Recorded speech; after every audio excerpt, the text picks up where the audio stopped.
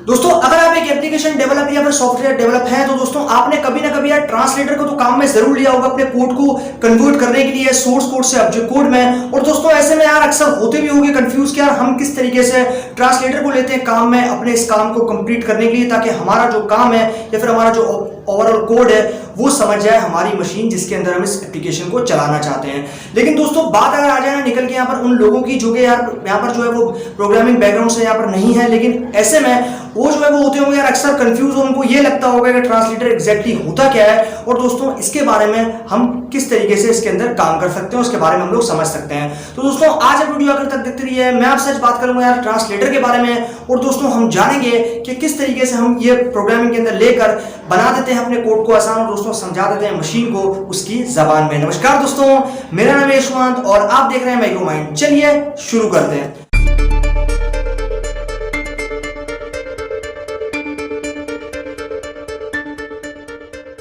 दोस्तों मैं अगर आपसे बात करता हूँ यहाँ पर सबसे पहले प्रोग्रामिंग की, तो क्योंकि दुनिया भर में जो आप वेबसाइट्स देखते हो या फिर ओवरऑल अगर आप इंटरनेट को यूज करते हो तो आपको इतना तो पता होगा कि सारी वेबसाइट जो यहाँ पर बनी होती है कोडिंग से, या फिर कुछ मान लो कि वर्डप्रेस जो यहाँ पर बनी हो सकती है। लेकिन दोस्तों ऐसे में अगर आपसे बात करता हूँ यहाँ पर ओवरऑल प्रोग्रामिंग प्लेटफॉर्म की या इन्वायरमेंट की, तो दोस्तों ऐसे में सारे लोग या फिर सारे डेवलपर्स या फिर सारे जो एप्लीकेशन प्रोग्रामर्स हैं वो सारे के सारे जो है यहाँ पर ट्रांसलेटर को तो काम में लेते हैं। और दोस्तों ट्रांसलेटर जो है वो मदद करता है काफी हद तक हमारे सोर्स कोड को ऑब्जेक्ट कोड में कन्वर्ट करने के लिए, ताकि हमारा जो मशीन है वो उस कोड को समझ सके और अपनी फॉर्म के अंदर उसको समझ के उसको इंप्लीमेंट कर सके जिस तरीके से हमने उसको यहाँ पर डिजाइन किया है। अब दोस्तों ऐसे में मैं अगर आपको यहाँ पर एक एग्जाम्पल के साथ में समझाना चाहूँ तो हम कुछ इस तरीके का एग्जाम्पल ले लेते हैं कि मान लो कि अगर दो लोग जो है वो आपस में यहाँ पर कम्युनिकेट कर रहे हैं, आपस में बात करना चाहते हैं और बताना चाहते हैं, समझाना चाहते हैं एक दूसरे की बात एक दूसरे को, तो दोस्तों ऐसे में उनको चाहिए यहाँ पर ट्रांसलेटर अगर उनकी लैंग्वेज यहाँ पर सेम नहीं है। अब मान लो कि एक बंदा ऐसा है जो कि यहाँ पर हिंदी में बात करेगा उस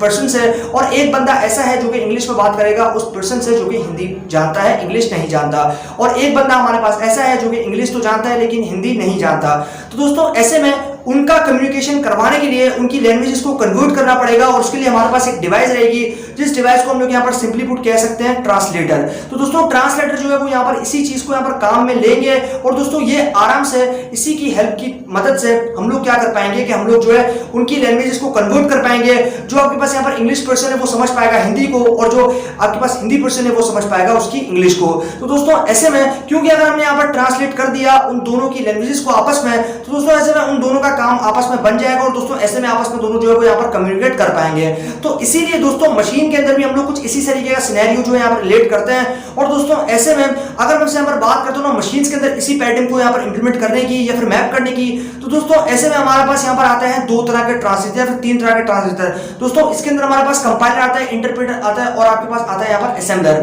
अब दोस्तों सबसे पहले हम इस कॉन्सेप्ट को समझते हैं। तो दोस्तों इसी तरीके से जिस तरीके से मैंने पर्सन टू पर्सन कम्युनिकेशन का एग्जाम्पल दिया, इसी तरीके से हम यहाँ पर इसी एग्जाम्पल को जो यहाँ पर इंप्लीमेंट करते हैं प्रोग्रामिंग पैराडिग्म में, और दोस्तों उसके थ्रू हम लोग इस चीज को समझते हैं।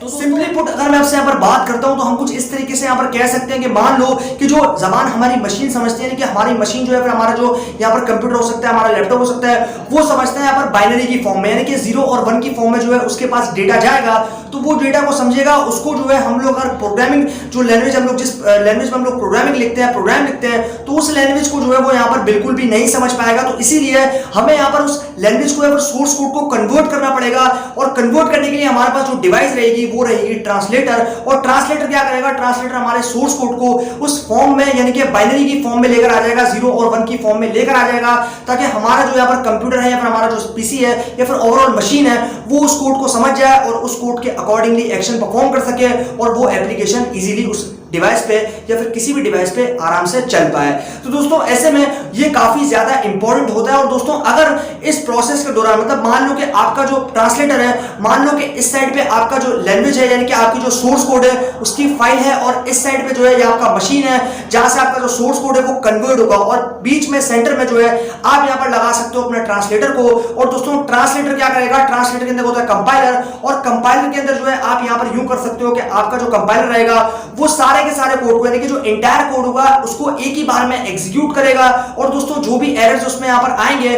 उन एरर्स को जो है वो यहाँ पर शो ऑफ कर देगा, यानी कि उनको जो है सभी को दिखा देगा, यानी कि डिस्प्ले आउट कर देगा, रिपोर्ट कर देगा। और दोस्तों ऐसे में जो प्रोग्रामर्स होंगे, डेवलपर्स होंगे, उनको समझ में आ जाएगा कि ये जगह पे हमने यहाँ पर कोड में मिस्टेक कर ली है। और दोस्तों इसी तरीके से अगर मैं आपसे बात करता हूं यहाँ पर दूसरी चीज की, यानी कि दूसरे ट्रांसलेटर की, जो कि है हमारे पास इंटरप्रेटर। तो दोस्तों इंटरप्रेटर हमारे पास काफी हद तक बेस्ट रहता है, फिर अच्छा रहता है अगर हम कंपेयर करते हैं कंपाइलर के साथ में। तो दोस्तों कंपाइलर जो है बेसिकली वो करता क्या है कि कंपाइलर के अंदर हम लोग जो है सारे कोड को एक ही टाइम पे एग्जीक्यूट करवाते हैं, मतलब एक ही टाइम पे मान लो कि जितना भी आपका कोड है वो सारा का सारा एक ही टाइम पे जो है यहाँ पर एग्जीक्यूट हो जाएगा। और दोस्तों ऐसे में जब एग्जीक्यूट हो जाएगा तो हमारे पास जो है जब सारा कोड एग्जीक्यूट होगा, जब सारा कोड आपके पास यहाँ पर आ जाएगा, तो ऐसे में क्या होगा कि ऐसे में आपका जो कंप्लीट कोड है वो एक टाइम में जो है एग्जीक्यूट हो रहा है और ऐसे में उनके सारे एरर्स जो है वो आपको यहाँ पर शो करवा देगा, यानी कि डिस्प्ले करवा देगा और पता चल जाएगा आपको कि आपके जो कंप्लीट प्रोग्राम था, आपका जो कंप्लीट सोर्स कोड था, उसमें किस जगह पे किस पॉइंट पे आपने जो है यहाँ पर कोडिंग के अंदर मिस्टेक करी थी। लेकिन हमारे पास जो इंटरप्रेटर है, इंटरप्रेटर का जो कॉन्सेप्ट है वो कुछ इस तरीके का है कि आपके पास जो इंटरप्रेटर तो है वो हर एक लाइन को इंडिविजुअली एग्जीक्यूट करेगा, यानी कि वो जो है मान लो कि आपकी जो कोड है, यानी कि जो आपका सोर्स कोड है उसमें मान लो 100 लाइंस हैं,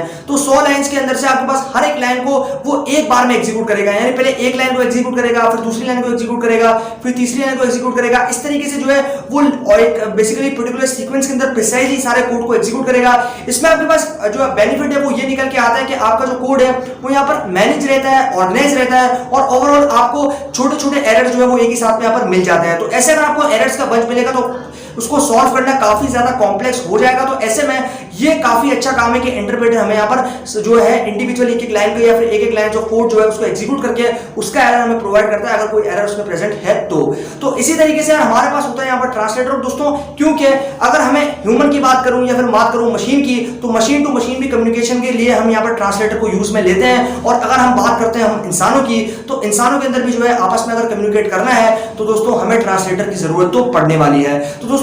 ये हो गया हमारे पास बात यहाँ पर ट्रांसलेटर के बारे में। और दोस्तों ओवरऑल जो आपके पास दुनिया भर में डेवलपर्स होंगे या फिर ओवरऑल प्रोग्रामर्स होंगे वो सब के सब यहाँ पर जो है वो ट्रांसलेटर को यूज करते ही हैं। और दोस्तों ये काफी ज्यादा इंपॉर्टेंट है, इसके अलावा हम लोग जो है यहाँ पर कोई भी चीज को काम में नहीं सकते। मतलब ये जो है ये हमारी जो सोर्स कोड है उसको ऑब्जेक्ट कोड में कन्वर्ट करता है, यानी कि आपका जो हाई लेवल लैंग्वेज है उसको लो लेवल लैंग्वेज या फिर मशीन लैंग्वेज में कन्वर्ट करता है। और दोस्तों ऐसे में मशीन को जब वो चीज समझ में आती है तो फिर उसके अकॉर्डिंगली वो एक्शन परफॉर्म करता है और दोस्तों ओवरऑल जो है आपका यहाँ पर काम बन जाता है। तो दोस्तों यही थी सारी कंप्लीट कहानी इसी ट्रांसलेटर के बारे में। मुझे उम्मीद है कि आप लोगों को ये कॉन्सेप्ट जरूर समझ में आया होगा और दोस्तों आइडिया लगा होगा कि एग्जैक्टली ये ट्रांसलेटर होता क्या है और किस तरीके से सारे डेवलपर्स या प्रोग्रामर्स की ये हेल्प कर देता है। तो दोस्तों अगर ये वीडियो पसंद आया तो वीडियो को लाइक और शेयर करना बिल्कुल भी मत भूलिएगा और चैनल को अभी तक सब्सक्राइब नहीं किया तो चैनल को सब्सक्राइब कर दीजिए, क्योंकि मैं आपके लिए रोजाना ऐसी वीडियोस लेकर आता रहता हूं। अभी के लिए दोस्तों इतना ही। Stay blessed, stay inspired.